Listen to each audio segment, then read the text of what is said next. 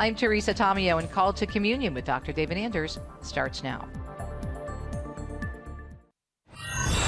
What's stopping you from becoming a Catholic? Why can't women become priests? 1-833-288-EWTN. I don't understand why I have to earn salvation. 1-833-288-3986. What's stopping you? Why do I need to confess my sins to a priest? What's stopping you? This is Call to Communion with Dr. David Anders on the EWTN Global Catholic Radio Network. Hey everybody, we made it. We made it to Friday as the pandemic continues, but you know what? It is Friday, and we're very glad of it. This is Call to Communion here on EWTN Radio, the program for our non-Catholic brothers and sisters. Like you just heard in the intro there, what is stopping you from becoming a Catholic? That's what we try to unpack each and every day here on this program. We'd like to hear from you if you have a question or two about the Catholic faith. Perhaps you are disgusted by something that happened to you or a friend of yours or a family member, and that's why you're not a Catholic, or that's why you left the faith. Maybe you're considering returning to the faith, maybe not. But there's this one thing that is standing in the way. What would that be? Here's our phone number, 833-288-EWTN. That's 833-288-3986. Now, if you're listening to us outside of North America, please dial the U.S. country code and then a special phone number just for you, 205-271-2985. You can also text the letters EWTN to 55000. Wait for our response and then text us your first name and your brief question. Message and data rates may apply. And of course, you can always send us an email. ctc@ewtn.com is the address. ctc@ewtn.com. Charles Beery is our producer. Ryan Penny, our phone screener. Jeff Burson is on social media. He is standing by monitoring YouTube and Facebook Live. So if you want to ask a question there, put your question in the comments box. Jeff will shoot that to us here in the studio. I'm Tom Price along with Dr. David Anders. Tom, how are you today? Great. How are you? You know, I'm doing pretty decent. Weekend plans for you? What do I have of weekend He's plans? thinking it over, folks. I think I'm going to be drafted into some yard work. There's always that. There is always that. Things are coming to life here in Alabama. We're going to lead off with this email here from Paula in Edson, Alberta, Canada. Dear Dr. Anders, my mom lives in Saskatchewan, sometimes gets to watch your show on TV. She has asked me if I could please email you a question, and here it is. Why do we look to St. Joseph's genealogy when seeking the genealogy of Jesus rather than that of our Blessed Mother Mary? Thank you, Paula in Alberta. Yeah, thank you. So, it would have had to do with the way inheritance and genealogy was reckoned in Jewish law at the time. Now, the biblical scholars are of two minds on this, and some think that one genealogy gives us Joseph's and one gives us the Blessed Virgin, so we may have both. But Christ was the legal heir of St. Joseph. Now, we've got it from both sides. I mean, he is descended from King David matrilineally and patrilineally. But for purposes of Jewish law, they reckoned inheritance and identity through the parents, the father's line, even if it's an adopted parent. We tend to think in the modern world about literal biological descent as sort of the main criterion. And the ancient world had a more expansive view of family relations. And I think it's evident in a very different context in the New Testament when you look at 1 Corinthians chapter 5, and Paul is really upset with a guy for marrying his stepmother, someone to whom he had no blood relation. But in Paul's mind and in the Jewish mind at the time, that relationship, because of the bond of marriage, it was like a blood relation. So this fellow had violated the laws on consanguinity for marriage. So, the bond of matrimony, even in the case of an adopted child, as St. Joseph was Jesus' adopted father, would have still constituted a legal relationship. Okay. Oh, very good. And thank you so much for your question. Got a very good one here from an anonymous listener who says, I want to get the true history of the Bible. who compiled the books? When the books were compiled, was it St. Jerome who decided on the 66 books of the Bible as claimed by a website that I read? And when were the 73 books decided as the correct number of books that we use as Catholics? Thanks and God bless, Anonymous. Yeah, hi, Anonymous. So I really recommend a book to you on this subject by Henry Graham, and the name of the book is Where We Got the Bible, Our Debt to the Catholic Church. That'll go into some depth, but not too much. It's a very readable book, and it gives you the history of the Bible and answers the questions that you have. In terms of how the decision was made about the content of the canonical books, it was a little bit different with the Old and New Testaments. So in the Old Testament, there were multiple competing canons. There were different lists of the Old Testament that were floating around the ancient world. But the one that the early church used was the so-called Septuagint version of the Old Testament. And this was the Greek version of the Bible that had been composed in Alexandria, and it includes the 7 deuterocanonical books that are in the Catholic Bible and not in the Protestant Bible. And that's the one that Christ and the apostles quote, and they cite that version of the Bible about 95% of the time. In the New Testament that they refer to the Old, they're actually referring to the Septuagint version of the Bible. In the 4th century, St. Augustine of Hippo, a North African Catholic bishop, very important theologian in Catholic history, wrote a book called On Christian Doctrine about the proper interpretation and engagement with the Old Testament. And he raises this question of versions of the Old Testament. And should you default to the Hebrew, or should you default to the Greek version of the Old Testament? And Augustine's opinion is you go to the Greek version precisely because it's the one the apostles used. It's the ecclesiastical version, right? And so ecclesiastical use, which was the text that the apostles and the early church actually used in their worship, practically speaking, that was a major criterion for determining canonicity. The New Testament had some books that were disputed and some that were more universally acclaimed. And the first criterion was ecclesiastical use. What are Christians actually using for worship in the Holy Mass handed down from the apostles? There were a couple books that were not as widely used that are presently in the New Testament, books like 2 Peter and Revelation and Hebrews. And so it required an intervention of the magisterium in church councils under the direction of Pope Damasus to validate their canonicity. Very good. Thank you so much for your question. In a moment, we're going to get to the phones, talk with Christina in Butte, Montana, Matthew in Palm Bay. Hey, there's a caller line open for you right now. 833-288-EWTN for Call to Communion.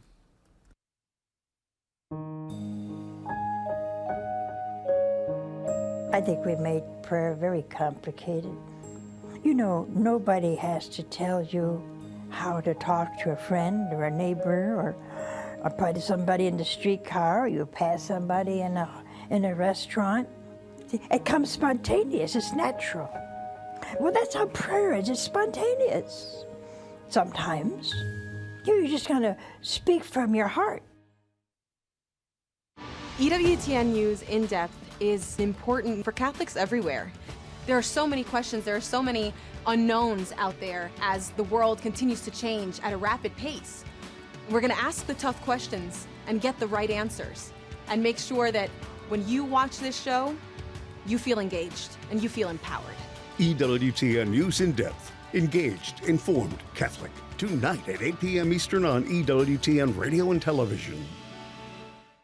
The EWTN home video highlight for April is Hope to Die with Dr. Scott Hahn and Rob Corzine. Dr. Scott Hahn and Rob Corzine explore Catholic teaching on death and the resurrection of the body, helping us to look forward with hope to eternal life with God. Order your DVD set at EWTNRC.com 24 hours a day, 7 days a week, or call 1-800-854-6311.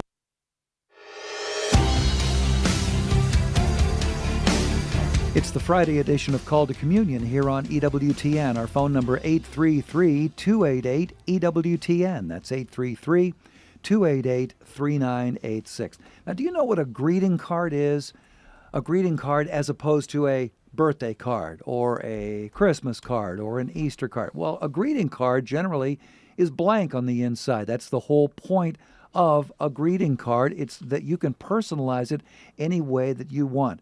And let me tell you about a beautiful greeting card that's available from EWTN's religious catalog. It's called The Loveliest Masterpiece.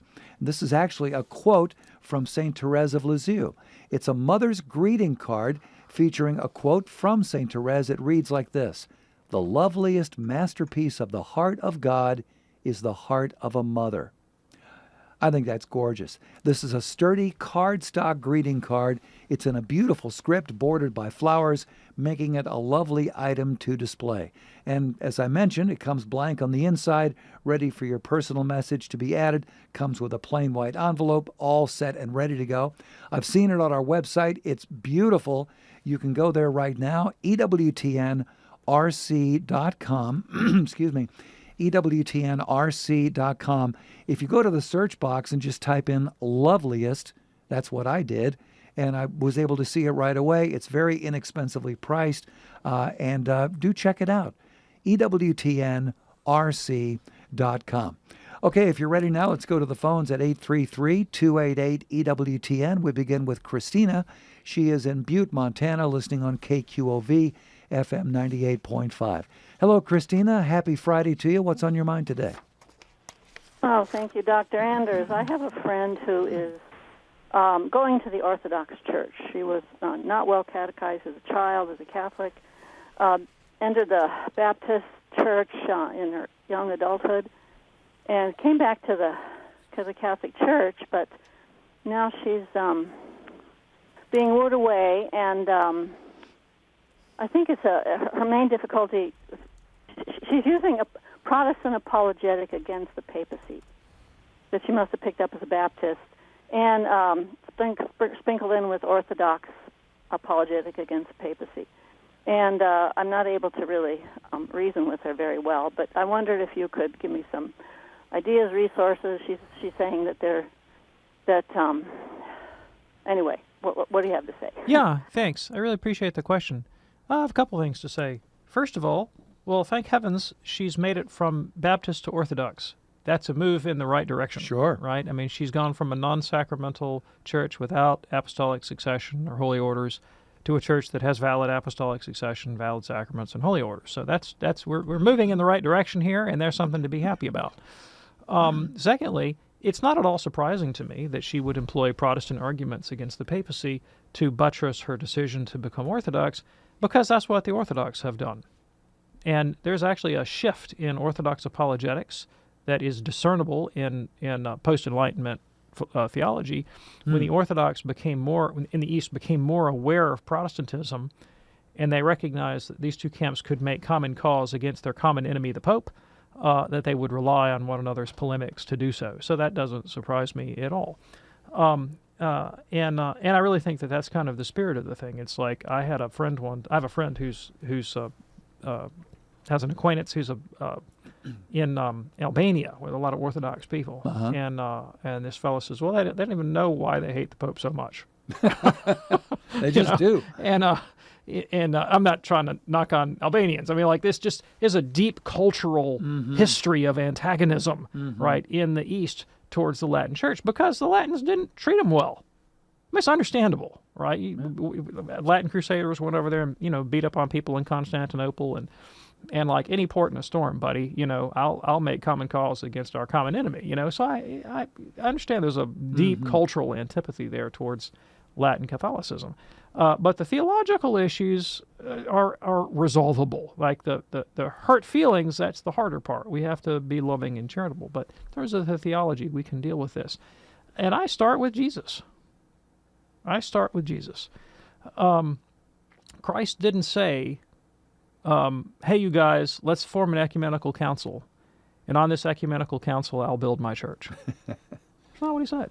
When Jesus gives us a rule of faith, he gives us a church with a determinate constitution. And it is this: thou art Peter, and on this rock I'll build my church. I give to you the keys of the kingdom of heaven. Whatever you bind on earth is bound in heaven. Christ established a church in the rock of St. Peter. And there's every every time the question is raised in antiquity about the status of Rome, Rome is always acknowledged as the place to get your controversies resolved authoritatively. Mm-hmm. And when the question is raised, why Rome? It has nothing to do with Rome's status as the seat of the empire. It's the question of Petrine supremacy. It's because Rome is the successor to Peter's office that she has this position.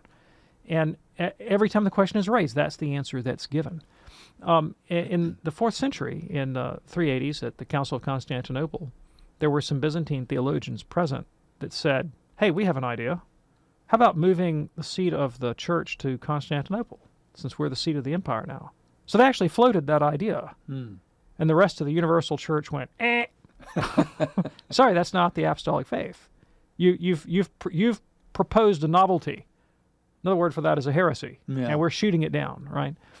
And so that's the evidence. That's the history of the thing. And it's not just Latins who hold this, but you'll find Byzantine theologians like Maximus the Confessor that are very overt in their adherence to Peter in Rome as the primacy of the whole church. Arabian theologians, Assyrian theologians. I mean, this is the Catholic faith. In the 9th century, the Patriarch of Constantinople, a guy named Photius, wanted the Pope to recognize his position. So he actually appeals to the Pope. And the Pope says, sorry, Photius, you're not the guy. And Photius gets real bent out of shape and says, oh, yeah, then you're not the Pope. And he says, what am I going to do? I know, I'll make hay about the filioque clause. So when he didn't get his way, he throws up a theological argument to discredit the papacy. But by the end of his life, Photius had been reconciled to Rome. So the so-called Photian schism was short-lived, and the arguments that he proposed were obviously motivated by politics, not by theology, because he was ultimately reconciled to Rome, right? And then after the Fourth Crusade, when the Latins had really made a mess of things and deeply offended the Orthodox in Constantinople, they said, that Photius was onto something. Let's throw everything we can at the Pope until something sticks, because we're sick and tired of those rude Latins. And it was really motivated more by our bad behavior in the West and political considerations. The theology's resolvable. I mean, Rome has the primacy. Christ gave it to St. Peter. And the other theological sticking points have largely already been resolved in ecumenical dialogue. Okay. Christina, is that helpful for you? It is, but I think she said in her will, so these reasons aren't all. Of course they're not going to work. Exactly like you said, because she's already made up her mind. It's not about the theology. Yeah. Well, there it is. Christina, God bless you for doing your very best in this particular case, and thank you so much for your call. That opens up a line for you right now at 833-288-EWTN. Phones are on fire this afternoon. One line available at 833-288-EWTN. All right, let's go to Matthew now in Palm Bay, Florida, listening on Divine Mercy Catholic Radio. Matthew, what's on your mind today? Hi, and thank you for taking my call. I was having a conversation with a friend, and the topic of depression came up, and they made the claim that someone cannot be saved or have a real relationship with God if they're depressed. And that's not like, just sad or happy for a day. I mean, like real depression. And to support their stance, they use the verse about a spring cannot bring forth fresh water and salt water. So my two questions are, is there any truth to this? And are there any instances or characters in the Bible who had to deal with depression? And thank you for your wisdom. I really appreciate it. Oh, I am so glad you asked this question, and I feel so bad for anybody that holds that theology. What a horrible, horrible, terrible thing to say to somebody. How awful. So I'm going to quote the inspired scripture writer of the Psalms, okay, Psalm 88. It's inspired by God, language here. You have put me in the lowest pit, in the darkest depths. Your wrath lies heavily on me. You have overwhelmed me with all of your waves. You have taken from me my closest friends. You have made me repulsive to them. I am confined and cannot escape. My eyes are dim with grief. From my youth I have suffered and been close to death. I have borne your terrors and am in despair. Your wrath has swept over me. Your terrors have destroyed me. All day long they surround me like a flood and have completely engulfed me. You have taken from me friend and neighbor. Darkness is my closest friend. Psalm 88. Wow. 2 Corinthians 1, verse 8, St. Paul writes, "We do not want you to be uninformed, brothers and sisters, about the troubles we experienced in the province of Asia. We were under great pressure, far beyond our ability to endure, so that we despaired of life itself. Indeed, we felt we had received the sentence of death." Woof. My God, why have you forsaken me? Exactly. Lord, take this cup from me, but not my will, but thine be done. You are in good company if you feel this sense overwhelming you from time to time, or even habitually. So depression, first of all, we do not know. We know how depression presents itself psychologically. We know what the symptoms of depression are, but theories about the origin of depression have not been validated.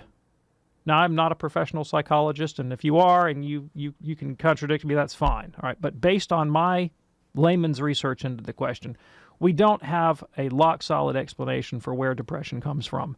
And the chemical imbalance theory has not really played out in the scientific literature, and theories of family origin may have some correlation or not.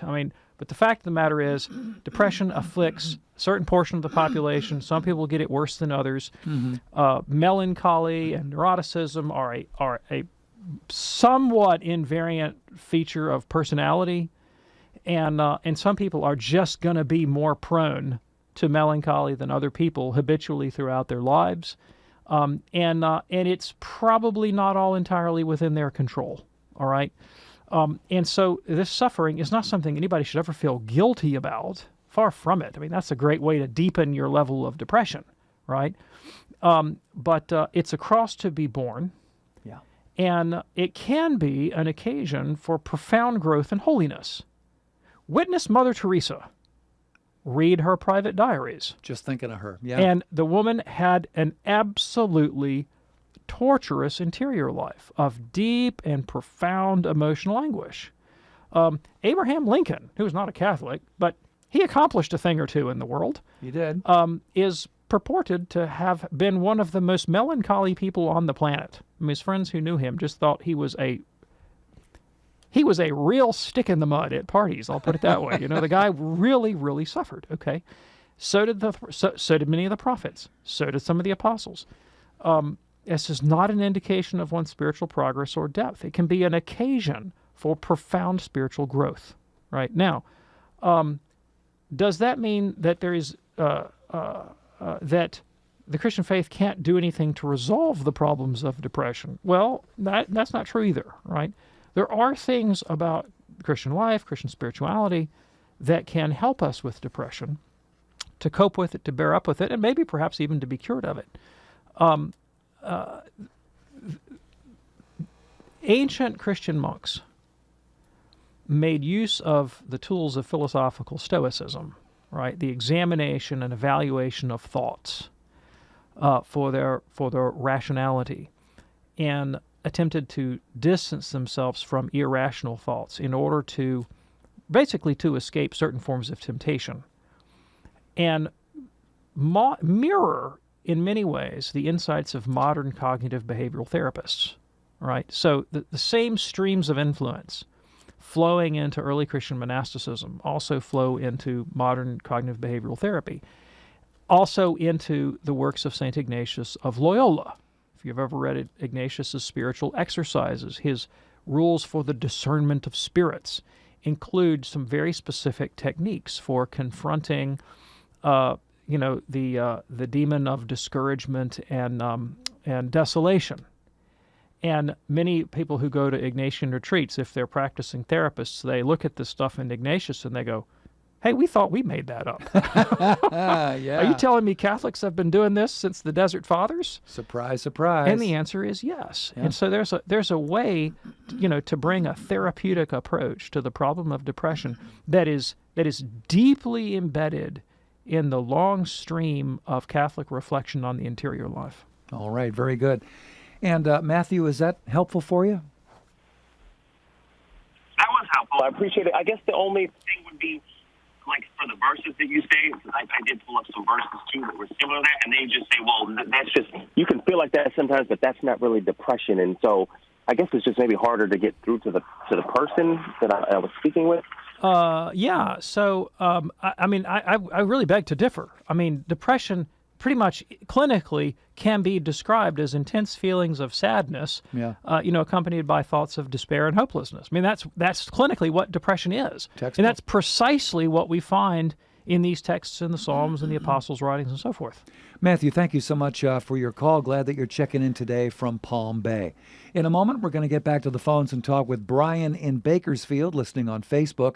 Also, Cindy in Oklahoma City, listening on the great Oklahoma Catholic Radio. But we do have a line open for you right now, and like I say, the phones are pretty busy at 833-288-EWTN. But if you have a question for Dr. David Anders, we can get you on, I'm pretty sure. 833-288-3986. Dial carefully. It is the Friday edition of Call to Communion here on EWTN. Stay with us.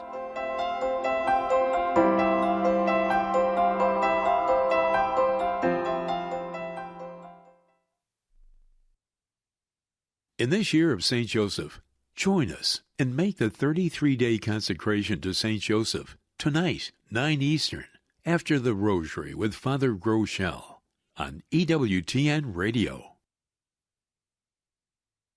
St. Hildegard of Bingen was a mystic, an abbess, a botanist, a saint, and a doctor of the Church. Matthew Bunsen and the Doctors of the Church. Hildegard had her first visions at the age of 3, which she called the shade of the living light. She later wrote about them in works declared by St. Bernard of Clairvaux to be from God. Pope Benedict XVI agreed when he named her only one of 4 doctors of the Church who are women in 2012. For more about the Doctors of the Church, visit doctorsofthechurch.com. This is a Messy Family Minute with Mike and Alicia Hernan. Over the past year, many dioceses have given Catholics a dispensation from attending Mass because of the pandemic. This has led to a certain amount of confusion regarding the importance of the Lord's Day. The Catechism tells us the institution of the Lord's Day helps everyone enjoy rest and leisure to cultivate their familial, cultural, social, and religious lives. So celebrating Sunday isn't merely a time for us to go to Mass, though that is the most important thing you can do that day. But the Church tells us to also invest in our familial life. Spend time with your kids, play games, watch a family movie, or take a day trip. Develop your cultural life by visiting a museum or attending a festival or going hiking together.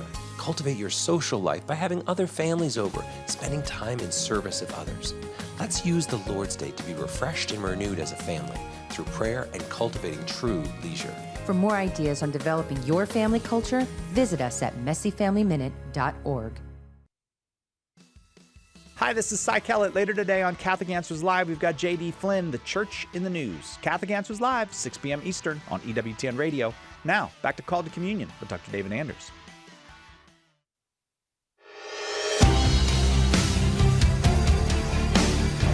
Hey, what's stopping you from becoming a Catholic? Let's talk about it here on EWTN's Call to Communion. Our phone number, 833-288-EWTN. That's 833-288-3986. If you call now, we can probably get you on. Here is Cindy now in Oklahoma City, listening on the great Oklahoma Catholic Radio, longtime partner of EWTN. Hello, Cindy. What's on your mind today? Oh, hi. I'm having a difficult time staying Catholic, so to speak. I was a Southern Baptist till about 30 years old, and then I converted to marry a Catholic man who was evil. And he was pretty much a devout Catholic. Mass every Sunday or Saturday night. Did some things through the church, some handing out literature, and stuff. But he was just a different person at home. Extremely verbally abusive. And I divorced him, and now I feel guilty I don't feel like I can go back. Okay, Cindy, thank you so much. Listen, we love you. We don't judge you. At all. We don't condemn you. Our hearts are just going out to you. And part of this abuse, even though you've divorced him, it hasn't ended because he's still in your mind hurting you. And you've got no reason to feel guilty. Let me just tell you that right now, okay? You're the innocent party here. And he's manipulating you by making you feel guilty, even though you've already put him out of your life, okay? Now, the church teaches that when you are in an abusive situation, you have every right to protect yourself. You have a duty to protect yourself. I mean, you've got to protect Cindy.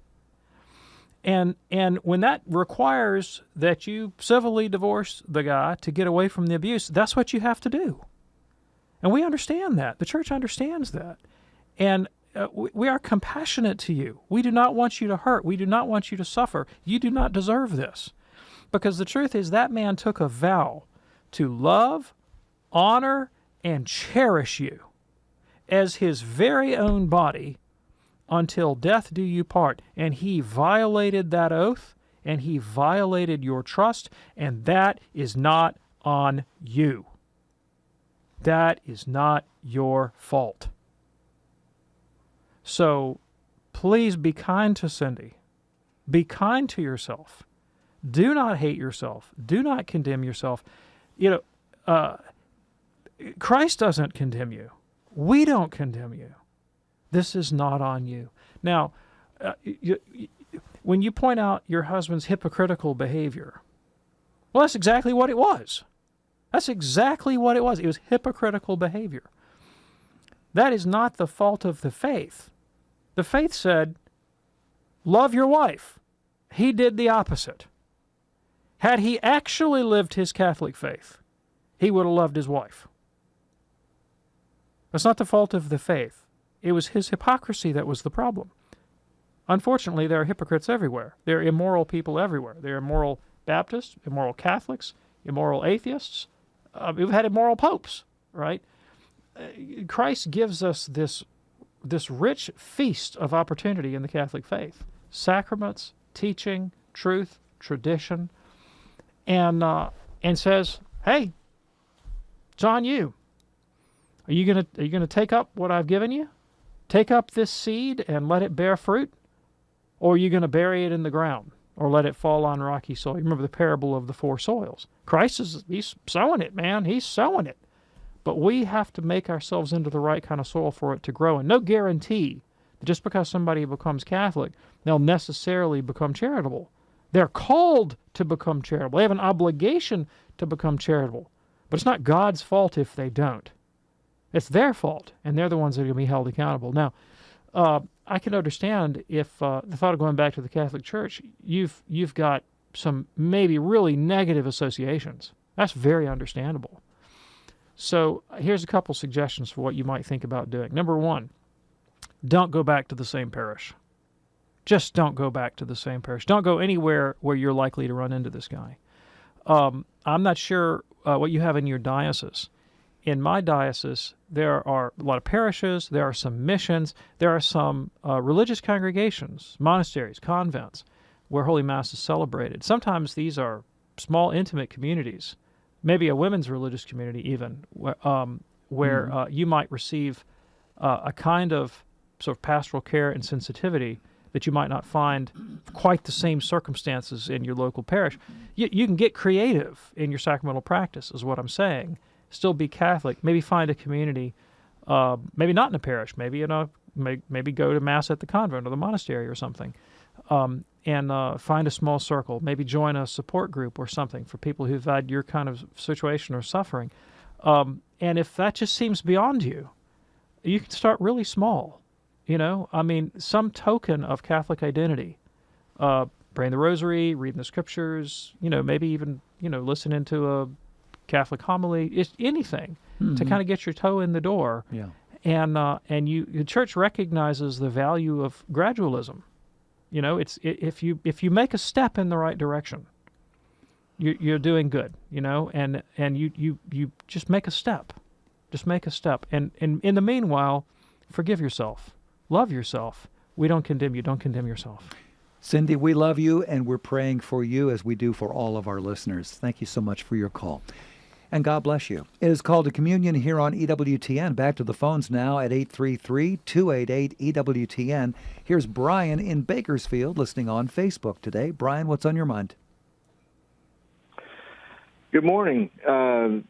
Thank you very much for taking my call. And Dr. Anders, you mentioned a while ago a statement of Martin Luther that I don't have, which is really the impetus of my call. I don't have it taken down verbatim, but I should like to get the reference to which you were alluding, because you said, if I recall correctly, and hopefully I'm representing the idea accurately, but you mentioned that Martin Luther claimed that when Christ disclosed to his disciples that the last judgment would be predicated upon the works, whether good or bad, of the persons involved, that Luther said that Christ was deceiving his disciples, which is an astonishing concept for me, even though I've read quite a good deal of Luther's writings, and I know them to be rather provocative and rather incredible at times. But if this be an accurate statement of Luther, would you please? Sure. Yeah. Okay. So let me give a little context and explain. Luther brought to his engagement with Christ a hermeneutical method. That's a method of interpreting the Bible. It's one that he invented, and theologians refer to it today as the law and gospel hermeneutic. Okay. Now, in St. Paul says a man is justified by faith and not by works of the law. Paul had in mind a very local question, one that was pertinent in the first century, namely, do Gentiles have to follow the law of Moses? That's the question Paul's dealing with. Luther reinterprets Paul's teaching to mean moral behavior has nothing to do with salvation. That's not what Paul said. No. Paul said Gentiles don't have to follow Moses' law and circumcise themselves. Luther interprets Paul to mean moral behavior has nothing to do with salvation. In Luther's commentary on Galatians, he says, God never smiled upon a man for his charity or virtues. That's a quote. I'm quoting that from memory. It's from Luther's commentary on the Galatians. Mm-hmm. That is an astonishing thing for Luther to say, an atrocious thing for Luther to say, right? But that's clearly his position, that our moral behavior, our charity, our virtues, in Luther's mind, have nothing to do with God accepting us. Wow. Well, that is just the opposite of what Jesus taught. Okay. Luther understands this. He understands that his understanding of St. Paul runs flat contrary to the prima facie words of Christ. And so how does he deal with that? And not only Christ, but all of the prophets in the Old Testament.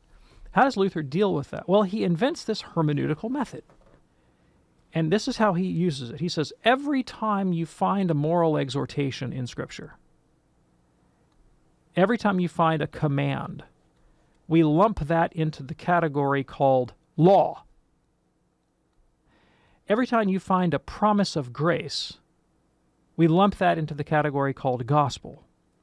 Now, what is the purpose of law, according to Luther? He has a couple, all right? But the principal purpose of law for him is an inducement to seek grace. When you are confronted with the impossible moral demand, Luther thinks, you despair of yourself and you seek God in grace. So there is a kind of paradox at the heart of Jesus and the apostles, namely that they demand what cannot be delivered. they make moral demands that they recognize human beings can't fulfill in an attempt to provoke them into salvation by faith alone. So Luther states this. He describes this in his preface to the New Testament and his preface to the Gospels. He says, don't make the mistake. This is Luther again, and I'm closely paraphrasing. Don't mistake Jesus for a second Moses. And Luther makes that claim in a number of places, in particular in his various prefaces. Now, Jesus is precisely a second Moses, and he presents himself in the Sermon on the Mount in St. Matthew's Gospel in direct parallelism to Moses. And that is, in fact, precisely how Pope Benedict interprets Christ in his book, Jesus of Nazareth. Jesus is that prophet who will arise like Moses, that is prophesied at the end of the book of Deuteronomy. Luther says that traditional way of understanding Christ as the instigator, if you will, the promulgator of a new law, Luther says that is the dead wrong way to interpret Jesus. All law, Old or New Testament, for Luther, is a kind of paradoxical means, an indirect way of trying to provoke a realization of one's own moral powerlessness in order to cry out to God for grace. So that's explicit in Luther's commentaries. It's explicit in his prefaces. And you'll find it, Luther never wrote a systematic theology, but if you look at Paul Althaus, The Theology of Luther by Paul Althaus, he sort of gives you the systematic presentation of Luther's beliefs. Now, here's my read on that, right? I'm not aware that Luther ever said explicitly, Christ is deceiving his apostles. That's my application. Because in effect, by claiming that Christ's teaching is not to be taken at face value, that the moral demands of the Bible are not to be taken seriously because they're impossible to fulfill, it is tantamount to claiming that Christ and the apostles are liars. Right? Now, the Council of Trent recognized this paradoxical nature of Luther's teaching, and in the sixth session of the Council of Trent, on the discussion of justification, it specifically anathematizes the notion that God's commands are impossible to fulfill. Council of Trent, Catholic Council of Trent, said, if anyone says the commandments are impossible to fulfill, let him be anathema. That's in one of the canons of Session 6. Mm-hmm. The reason they did that was to specifically rule out the Lutheran interpretation of the Gospels. Wow. There you go. Brian, thank you so much for your call today. It's called Communion here on EWTN. Now, if you're listening to us live as we're doing the show on this Friday afternoon, if you stick around for about 15 minutes or so, you can hear a preview of our new series, Answering the Call with Mother Angelica. This is fantastic. That is coming up at 3 p.m. Eastern. You may have heard about this wonderful program, Answering the Call with Mother Angelica. We have gone through, our producer Charles also works on that show. We have gone through bazillions of phone calls that Mother has answered on her wonderful TV show over the years. We've brought in a whole crew of people to mine these questions. And then Doug Keck stops by along with Father Joseph Mary Wolf, and they have a little chat about each of these calls, a little commentary, because both men knew Mother very, very well during their lifetimes. Anyway, we have a preview of that show coming up for you today at 3 p.m. Eastern right here on EWTN Radio. And we'll actually premiere the series for you starting, it's going to be a week from Sunday. That'll be on May the 2nd at 2 and 8 p.m. Eastern, right here on EWTN Radio. So do check it out. Mother Angelica, Answering the Call. Back to the phones right now. Here's Judy. Judy's listening in Plainview, Nebraska on the Great Spirit Catholic Radio, a first-time caller. Hey, Judy, what's on your mind today? Hi, guys. Thank you so much for taking my call. Sure. I was wondering when the Catholic Church became Christian. And the reason I have this question is in my little Living Faith daily prayer book, it reads like this: perhaps Paul was so vehement in his persecution of the way because he perceived it as a threat. So I've heard this before. When did it go from being the way to Christian and Catholic? Thank you. Yeah, thank you so much. So we actually learned the answer to that question in the 11th chapter of the book of Acts. In Antioch, the church in Antioch, and this would have been contemporaneous with St. Paul's ministry, followers of the way, and that's what they called the early Christians, were called Christians, and presumably by non-Christians, by their antagonists. Oh, those guys who follow that Christ person, right? That's what it meant. Oh, you follow that Jesus guy? Oh, you're a Christian. It was kind of a term of derision even, you know. Yeah. First happened in Antioch, and that's sort of, maybe the 50s or so A.D. In Antioch. And then it caught on, and people were like, yeah, that's me. I follow that Jesus guy. I'll happily answer to the name Badge of Christian. of honor. Yeah. And so the reality of the Catholic Church, the truth of the Catholic Church is instituted by Christ. Christ is the one that institutes a society with Peter as the head, the College of the Apostles, and the sacraments, and the deposit of faith, commands that it be taught to all of the nations, that's Catholic, across the world, guided by his Holy Spirit, and he'd be with them to the end of the age. Jesus is the one that creates, institutes, and commissions the Catholic Church. But the word Catholic first emerges in the writings of Ignatius, also Bishop of Antioch, so there's a lot of good things coming out of Antioch, including really good food, by the way. A lot of good stuff out of Antioch. In the very beginning of the 2nd century.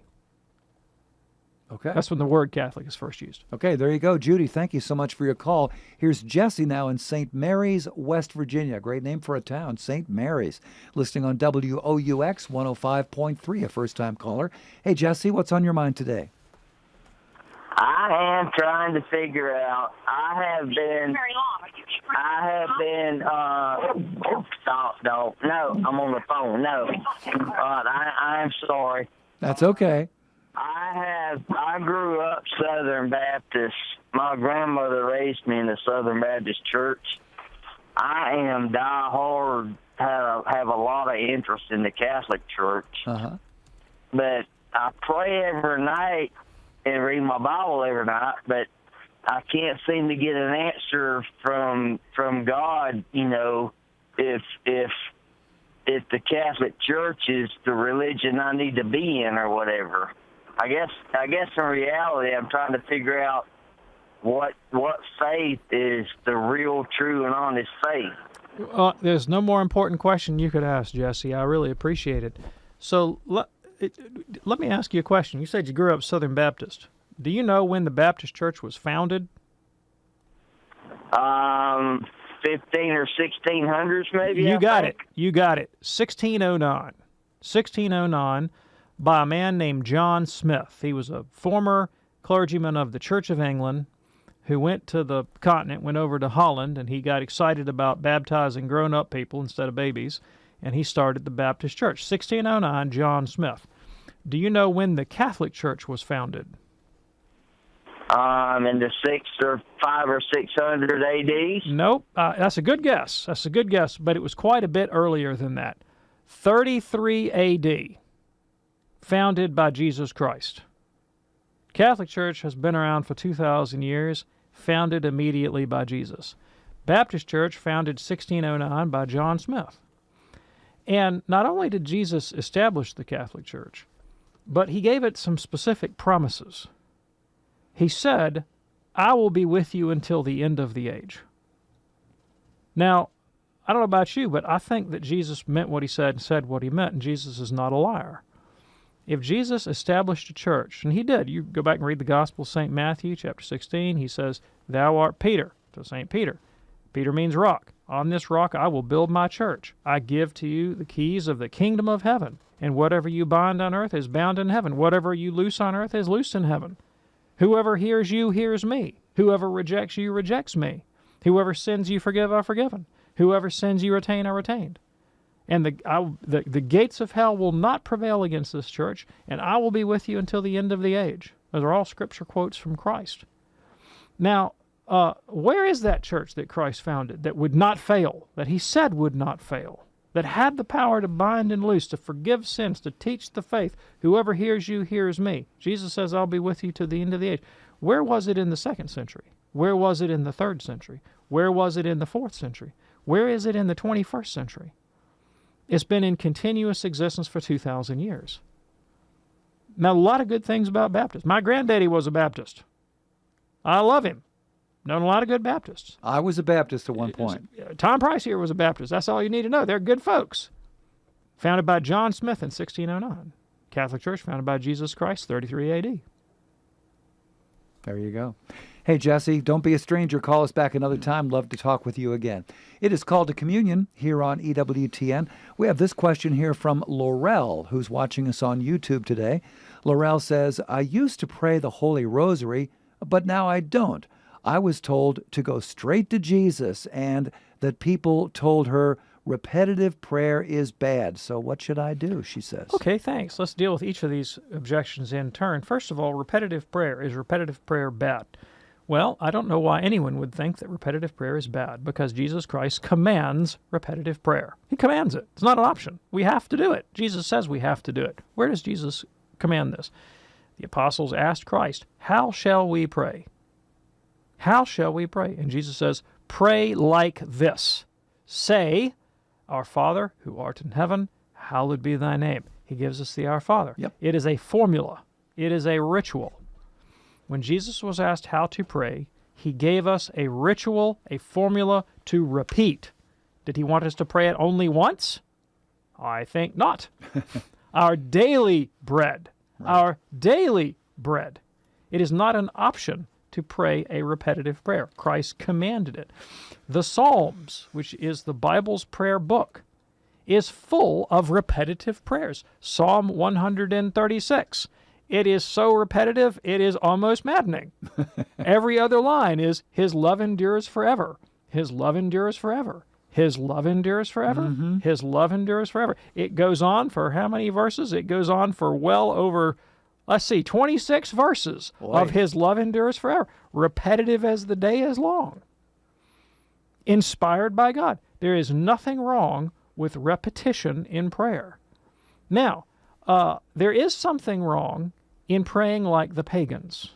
Jesus says, don't be like the pagans who think they will be heard because of their many words. Don't do that. If you think that God will listen to you because you are loud, you have got the wrong idea. Remember the story of the prophets of Baal and Elijah? The prophets of Baal are running around and dancing and singing and cutting themselves and making all kinds of noise. And it was crickets coming back, right? If you think that God will hear you because you make a lot of noise, you are wrong. He will not, all right? But the humble and contrite heart God will not despise. It has more to do with our disposition in prayer than with the number or volume of words that we use. But repetition as such is commanded. It's not optional. It's certainly not bad. Now, with respect to the question of praying directly to Jesus, I hope you pray directly to Jesus all the time, all day, every day. One of the most famous Catholic prayers is the Jesus prayer. Lord Jesus, Son of the living God, have mercy on me, a sinner.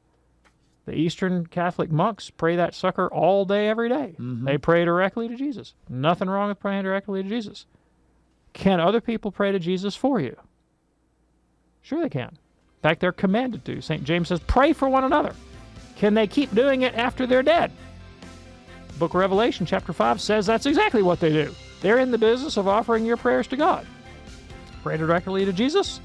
Ask the saints to pray for you, too. Then you got it covered, coming and going. There you go. Actually, a mutual friend of ours passed away a couple of weeks ago, and we've already put him to work in our house. Absolutely. You better believe it. Laurel, thank you for watching us today on YouTube. Dr. David Anders, thank you, sir. Thanks, Tom. Don't forget, we do the program live Monday through Friday here on EWTN Radio, 2 p.m. Eastern, with an encore at 11 p.m. Eastern. And you can always check out the podcast by going to EWTNradio.net. On behalf of our fantastic team, I'm Tom Price along with Dr. David Anders. Thank you so much for joining us. See you Monday. Have a wonderful weekend. See you then. God bless.